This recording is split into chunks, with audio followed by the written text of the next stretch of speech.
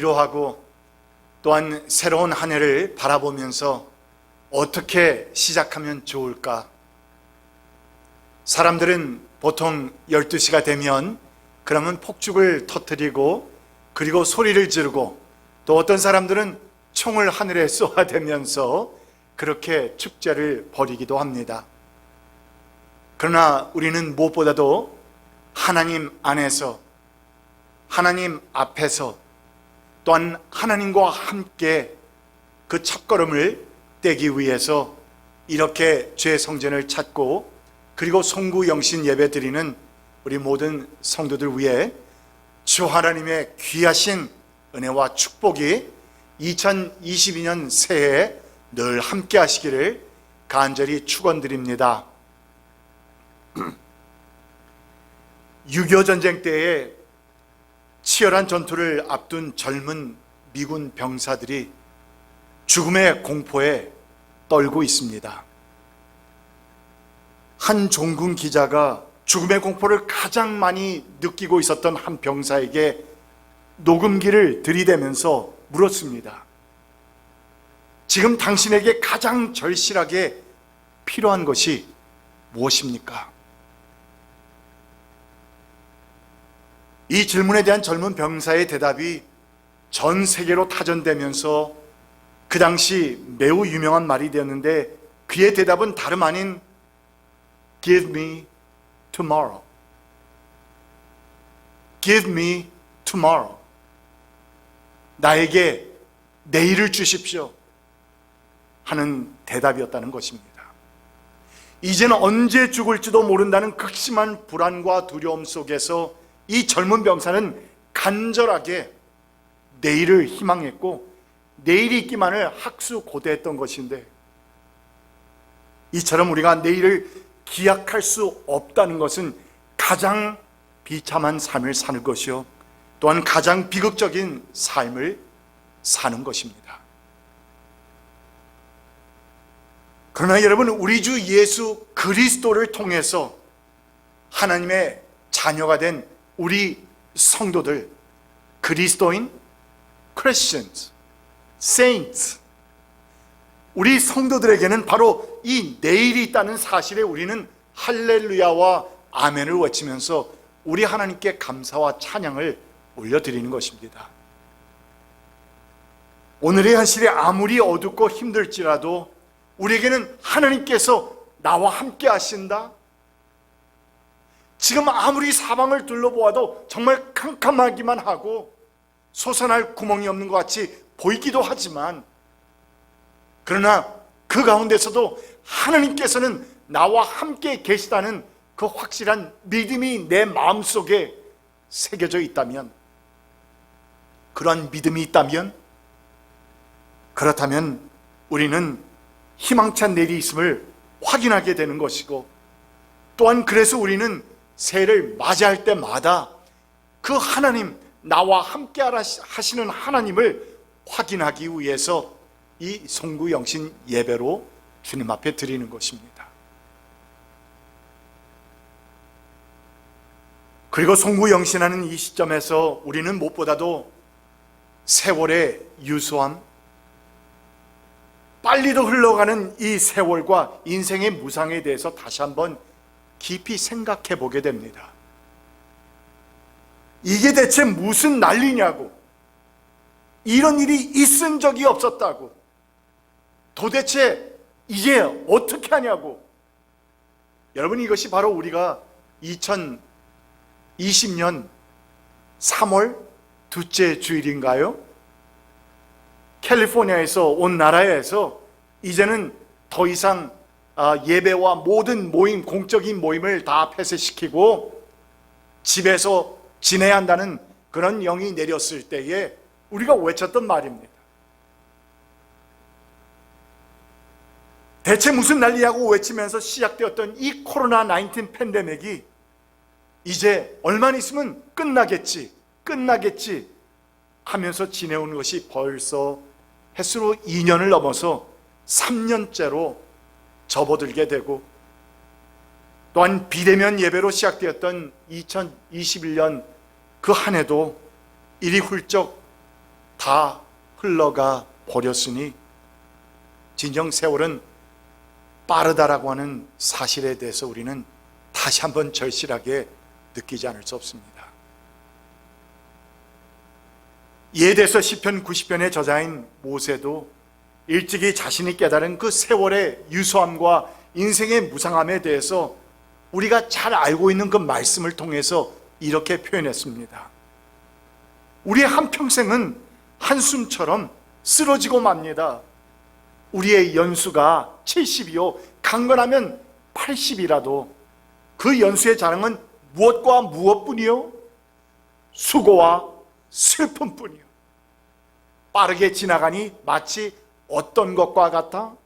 날아가는 것 같습니다. 그런데 모세뿐만이 아니라 전무후무한 지혜를 부여받았던 솔로몬 역시 세월의 흐름과 함께 자신이 깨닫고 배웠던 그 교훈을 전도서 말씀을 통해서 우리에게 고백했는데, 헛되고 헛되며 헛되고 헛되니 해 아래서 수고하는 모든 것이 다 어떠도다? 헛되도다. 향락에 몸을 담가서 행복이 무엇인지 내가 알아보았더니 그것도 헛되고, 술에 빠져보기도 하고 큰 사업도 해보고 대골도 찍고 포도원을 마련하며 수천 명의 남녀종들을 내가 다 부려보고 소, 양, 떼가 많아서 나만큼 부자가 일찍이 예루살렘에 없을 정도로 그 모든 부귀영화를 내가 다 누려보았지만 그 모든 것이 다 헛된 것임을 깨닫게 되었다. 이처럼 솔로몬은 1장부터 11장까지 자신이 경험하고 깨닫게 된 이 인간의 생이 얼마나 무상한 것인지를 적나라하게 고발했던 것인데, 그런데 여러분 여기서 우리가 주목해서 보아야 할 것은 솔로몬은 그 같은 허무주의 또는 무상주의로 결론을 맺은 것이 아니라 사람, 인생의 결국은 하나님을 떠나서는 그 어떤 의미나 행복도 없음을 자신은 절실히 깨닫게 되었다고. 여러분, 그것이 그 사람의 결론이었습니다. 헛되고 모든 것이 다 헛되더라고 하는 것은 인생에서 그가 깨달은 사실이었지만, 그러나 그 허무함과 함께 결국 우리는 누구를 바라보아야 한다? 하나님을 바라보아야 한다는 것이 그의 결론이었던 것입니다. 그래서 하나님을 의지하고 사는 것만이 인간의 허무와 무상을 극복할 수 있는 유일한 비결이 된다는 사실을 내가 깨닫게 되었다고. 그는 전도서 마지막 장인 12장에서 그렇게 고백했던 것입니다. 내가 깨달은 것은 바로 이것이다.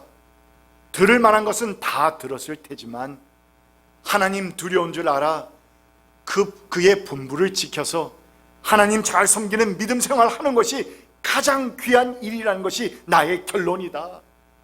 이것이 인생의 everything, 모든 것이다.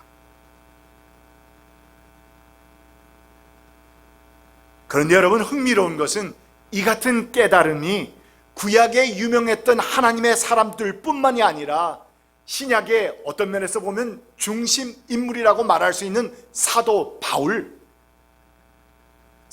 역시 똑같은 깨달음을 고백하고 있다는 것인데, 오늘 보면 바로 전에 보면 7절 이하의 말씀을 봅니다. 그러나 나는 내게 이루었던 것은 무엇이든지 그리스도 때문에 해로운 것으로 여기게 되었습니다.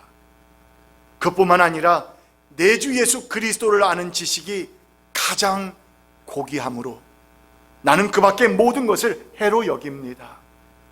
나는 그리스도 때문에 모든 것을 잃었고 그 모든 것을 오물로 여깁니다. 나는 그리스도를 얻고 그리스도 안에 있는 사람으로 인정받으려고 합니다. 나는 율법에서 생기는 나 스스로의 의가 아니라 그리스도를 믿는 믿음으로 말미암아 오는 의, 곧 믿음에 근거하여 하나님에게서 오는 의를 얻으려고 합니다. 전도서 기자인 솔로몬이 내가 이 인생의 결국을 들었는데 그것은 무엇이냐? 다른 모든 것은 다 헛되고 우리가 하나님의 명을 받아서 하나님을 잘 섬기는 것이 사람의 본분이다 라고 말했던 것과 똑같이 사도 바울 역시 내가 하나님 안에서 그리스도를 통하여 얻게 되는 의가 가장 귀한 것이다.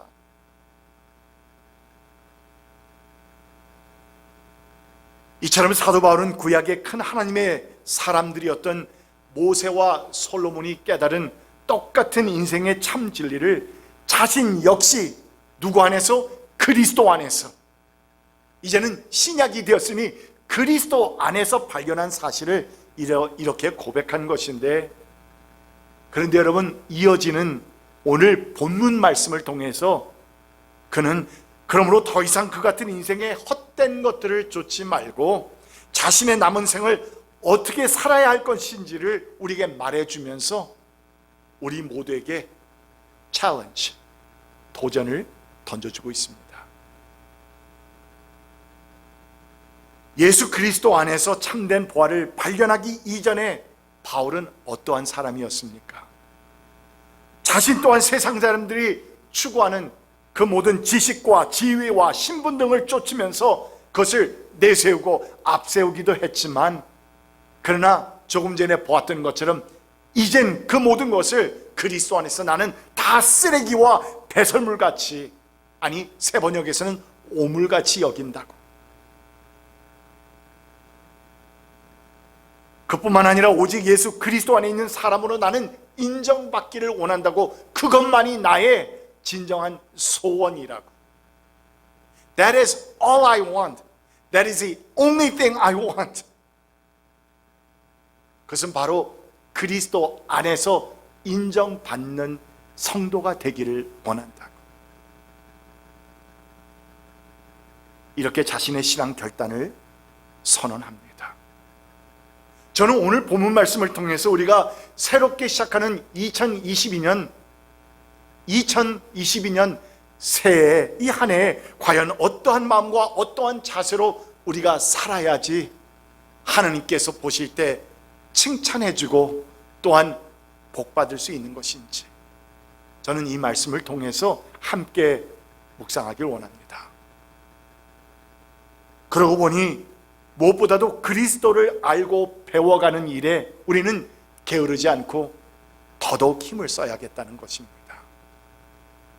오늘 말씀 흥미로운 말씀인데 10절과 11절입니다. 여러분 다 같이 읽어주시겠어요? 10절 11절 시작. 내가 바라는 것은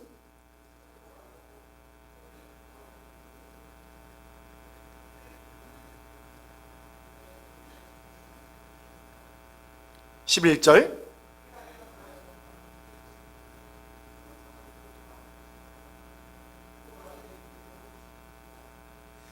여러분, 빌립보서를 쓴 사람이 누구죠? 그냥 대강 이 사람이다 하면 보통 맞죠? 에빌골빌입니다. 에베소서, 빌립보서, 그 다음에 골로새서, 빌레몬서. 이게 옥중서신이에요. 옥중서신은 누가 옥에 갇혀서? 사도 바울이. 그래서 이렇게 빌립보서 말씀을 쓴 사도 바울입니다.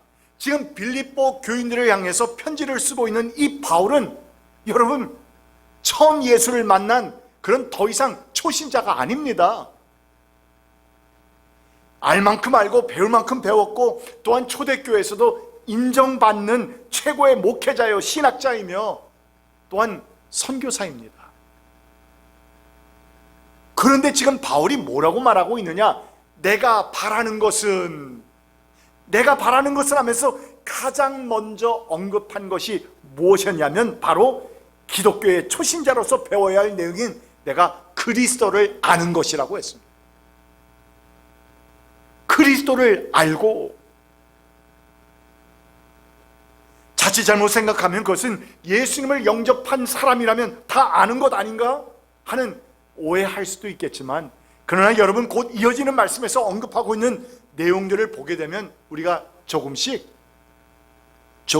이해가 되기 시작합니다. 그분의 무엇을 깨닫고? 부활의 능력을 깨닫고, 그분의 고난에 동참하여 그분의 죽으심을 본받는 것입니다. 그는 그리스도를 알고라는 이 말씀 안에서 내가 어떻게 하면 그리스도를 통해서 하나님의 자녀가 되고 영원한 생명을 얻게 되는가 하는 이런 기초적인 크리스찬으로서 당연히 알아야 될 그 내용만을 말하고 있는 것이 아니라 더 이어서 한 걸음 더 나아가서 지금 부활의 능력, 고난의 동참, 그리고 죽으심을 본받는 것, 이것을 말하고 있습니다. 그러니까 부활의 능력이라는 것은 오직 생사를 주장하시는 하나님만이 하실 수 있는 놀라운 능력을 내가 깨닫기를 원한다는 것입니다. 또한 그리스도의 고난에 동참해서 그리스도의 죽으심을 본받는다는 것은 내가 하나님 나라를 위해서 어떠한 고난과 희생도 기꺼이 마다하지 않고 다 수용하겠노라고, 감내하겠노라고 자신은 그렇게 되기를 원한다는 것입니다.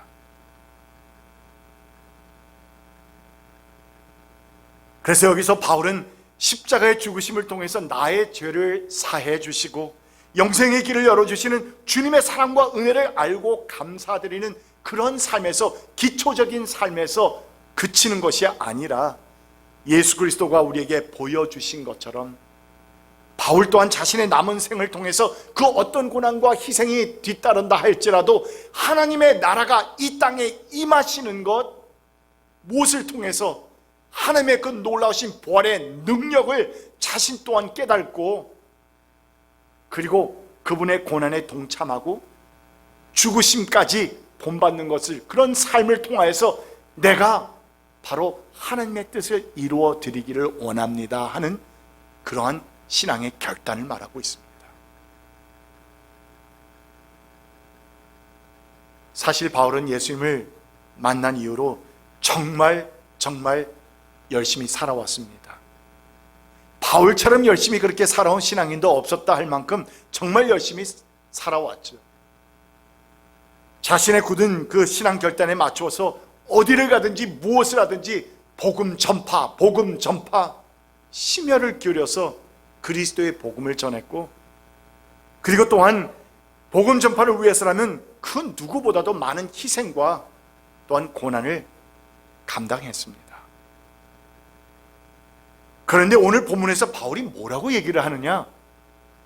주님께서 자신을 하늘나라로 부르시는 그날까지 내가 감당해야 할 일이 아직도 너무 많이 남아있기 때문에, 내가 달려가야 할 길이 너무 멀기 때문에, 내가 지금 해야 할 일이 너무 많다고, 나는 아직 거기에 도달하지 못했다고, 나는 그것을 아직 붙잡지 못했다고. 사실 우리 교회같이 김한 장로님 부부가, 최 목사님 부부도 사실 젊은 것도 아닌데, 그런데 우리 교회에서는 상당히 젊은 부부로 일컬어지는 이유는 저희 교회가 나이가 많으신 분들이 많기 때문에 그렇습니다. 그런 우리 교회에게는 사실 이 말씀이 얼마나 중요한 말씀인지 몰라요. 사도 바울 동안 그는 주의 나라를 위해서 정말 열심히 싸워왔습니다. 열심히 일했습니다. 섬겼습니다. 고난을 당했고 희생도 엄청나게 희생했습니다. 그런데 12절에서 뭐라고 말씀하느냐?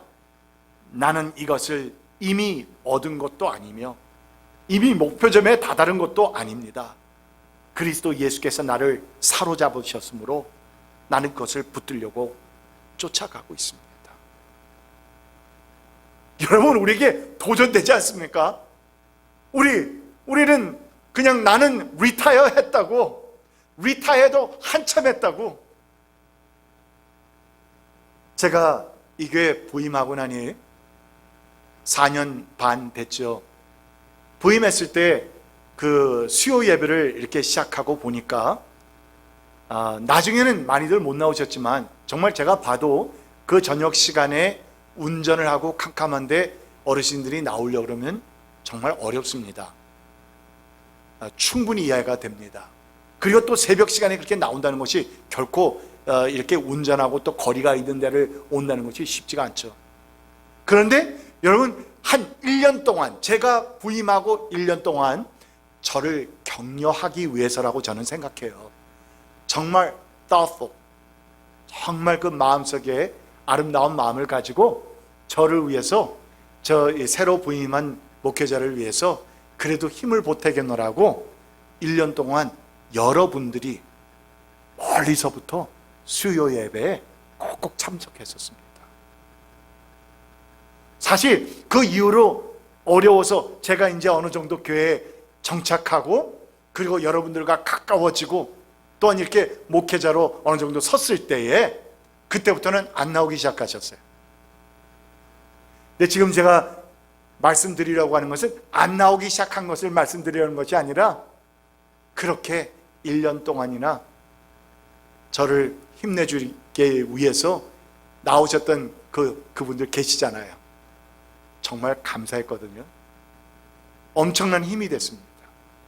아무래도 여기에 20명이 있는 이 강단에서 제가 말씀을 외치는 것이 오히려 더 힘이 나지요. 그렇죠? 몇 명이 흩어져서 있는 것보다. 안 그렇게 하려고 노력해 보지만 그러나 많이 영향을 받을 때가 있습니다. 그래서 그렇게 마음 씀씀이를 해주신 분들 제가 늘 생각하면서 감사하는 마음을 가집니다. 그런데 여러분, 그러나 우리가 이제 내가 리타이어하는 나이가 됐다고, 그리고 더 이상 나는 몸을 제대로 많이 거동하지 못한다고, 그렇다고 해서 모든 것을 다 놓으면 안 된다는 것을 말씀드리고 싶습니다. 왜? 나는 이미 얻은 것도 아니며 이미 목표점에 다다른 것도 아니고 그리스도 예수께서 나를 사로잡아 주시는 그 능력 안에서, 그 은혜 안에서 나는 계속해서 그것을 붙들려고 쫓아가고 있습니다. 이것이 우리의 신앙 고백이 됩니다. 언제까지? 우리 주님께서 나를 불러 가시는 그때까지. 손학선 권사님 이번에 장례식을 우리가 이렇게 치르게 되면서 많은 분들 못 오셨고 우리 한두 분께서 우리 교회에서 오셨어요. 그리고 가족장으로 하신다고 했고 비도 많이 오는 그때였는데 그날만, 그 시간에만 비가 그쳤었습니다. 그런데 손 권사님 참 대단한 분이셨어요. 제가 글쎄 이렇게 안부 인사드린다고 전화드리거나 이렇게 하면은 한 30분 정도를 저를 붙들고 계세요. 저를 제가 끊을 수가 없어요. 왜? 간증 얘기하시는 것, 그리고 또 저에게 힘내시라고 또 이런저런 말씀, 성경 구절 가지고 이런저런 얘기해 주시는데 끊을 수가 없어요. 그리고 늘 하시는 말씀이, 목사님 제가 지금 다리가 아파서 못 나가고 있는데 제가 조금이라도 할 수 있으면 꼭 나갈 거예요. 그분은요, 주님께서 부르시는 그날까지 계속해서 그것을 붙들려고 쫓아가고 있었던 분으로 저는 믿습니다. 내가 얼만큼 붙들려고, 내가 얼만큼 힘을 내고, 그것이 중요한 게 아닙니다. 붙들기 위해서 계속해서 전진하는 삶. 이 같은 바울의 신앙의 결단이 이어지는 말씀에서 이제는 구체적으로 나아가고 있습니다. 13절과 14절 말씀인데 한번 보십시오. 형제자매 여러분, 나는 아직 그것을 붙들었다고 생각하지 않습니다. 내가 하는 일은 오직 한 가지입니다. 뒤에 있는 것은 어떻게 하고? 잊어버리고 앞에 있는 것을 향하여 몸을 내밀면서 그리스도 예수 안에서 하나님께서 위로부터 부르신 그 부르심의 상을 받으려고 목표점을 바라보고 어떻게? 달려가고 있습니다. 자, 오늘 말씀에서 이 구절들을 우리가 기억해야 돼요. 그러니까 다른 것은 다 잊어버리더라도 제가 무엇을 잊어버리고, 그러면 뒤에 있는 것은 이렇게 얘기해 주셔야 돼요. 무엇을 잊어버리고? 아멘. 무엇을 받으려고? 부르심의 상을 받으려고. 따라하세요. 부르심의 상을 받으려고. 어디를 향해서 달려갑니까? 목표점을 바라보고. 자, 한 번만 더 합니다. 무엇을 잊어버리고? 무엇을 잊어버리고? 뒤에 있는 것은. 그리고 무엇을 받으려고? 부르심의 상을 받으려고. 어디를 향해서 달려가고? 목표점을 바라보고. 여러분, 우리가 어떤 경주를 하더라도 성공적인 결과를 얻기 위해서는 과거에 집착해서 머뭇거리면 안 됩니다. 분명한 목표를 세우고 오직 앞만 바라보면서 전진해야 하는데, 그런데 사도 바울에게 있어서는 앞으로 전진하는 데 있어서 그를 방해하는 요소들이 여러 가지가 있었어요. 바로 그 오늘 본문 말씀 앞에서 나타나고 있는데 몇 가지가 있었는데, 그 중에 하나가 바로 보통 사람들과는 비교도 되지 않는, 그가 좀 어깨에 힘을 주고 목에 힘을 주고 우쭐댈 만한 그런 배경이 있었다는 것입니다. 히브리 사람 중에 히브리 사람이요, 율법을 가장 잘 아는 바리새파에 속한 사람이었고, 또한 율법의 거울로 비춰봐도 어릴 때부터 잘 지켜온, 정말 흠잡을 데가 없는 그런 사람으로 성장한 사람이었습니다. 그런데 또 그것만이 붙잡는 것이 아니라 그에게는 또 아주 좋지 않은 과거도 있었는데, 예수를 만나기 전에는 교회와 그리스도인들을 아주 심하게 박해를 했다는 것. 그리고 그가 있는 눈앞에서 누가 순교를 당합니까? 어느 집사가? 스데반 집사가 순교를 당했습니다.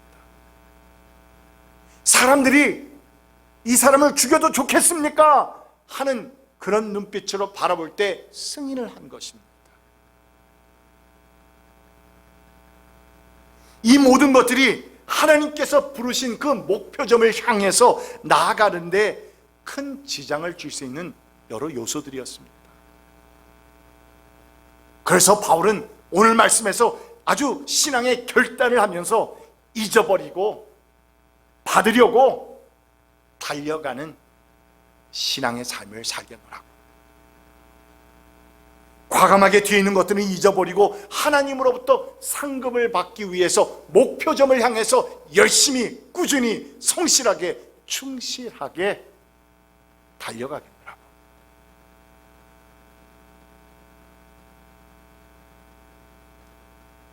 여러분이 이제 우리에게는 사실 오늘 예배를 좀 늘려서 12시까지 예배를 드릴까 생각했습니다. 그래야지 이제 우리가 또 새해를 맞이하는 해피 뉴 이어를 부를 수가 있잖아요. 그래서 그건 너무 머니까, 그래서 또 머리를 짜낸 것이, 그러면은 9시까지 하자. 9시는 저 뉴욕에서는 몇 시? 12시잖아요. 그러니까 미국에 어쨌든 먼동이 터 왔으니까, 먼동이 트는 게 아니라 12시가 됐으니까 그러면 좋겠다라고 했는데, 제가 아무리 시간을 늘리려고 해도 안 될 것 같아요. 그러나 어쨌든 그 12시는 조금 있으면 우리에게 다가옵니다. 그리고 또한 이제는 우리는 다시 365일이라고 하는 또한 새 해를 우리는 하나님으로부터 부여받게 됩니다. 그렇다면 우리는 어떻게 살아야겠습니까? 오늘 말씀의 제목대로 그 부르심의 상을 받으려고 하나님께서 우리를 불러주셔서, 죄 중에 있던 우리들을 불러주셔서 하나님의 자녀로 삼아주시고, 또한 우리의 삶을 통해서 하나님의 나라를 확장시키는 그 일, 그것을 위해서 부르셨는데 그 부르심의 상을 받으려고 뒤의 것은 잊어버리고 목표점을 향해서 정말 열심히 달려가는 우리 모두가 되기를 주님의 이름으로 축원드립니다. 기도합시다. 우리 주님, 오늘 우리는 사도 바울이 자신의 이전의 삶과 또한 예수를 알고 난 후의 삶을 회상하는 가운데서 이제 주님을 만났으니 내가 어떻게 살아야 할 것인지, 어떤 마음과 어떤 자세로 살아야 할 것인지에 대해서 우리는 그 말씀을 통해서 송구영신 예배를 드리는 이 시점에 말씀을 묵상했습니다. 주 하나님, 우리는 그 부르심의 상을 받기 위해 지난 것은 다 잊어버리고 이제 다가오는 2022년 새해에 주님께서 우리에게 허락하신 그 목표점을 향해서 열심히 충성스럽게 신실하게 달려가는 우리 모두가 될 수 있도록 인도하여 주시옵소서. 예수 그리스도의 이름으로 간절히 기도드립니다. 아멘.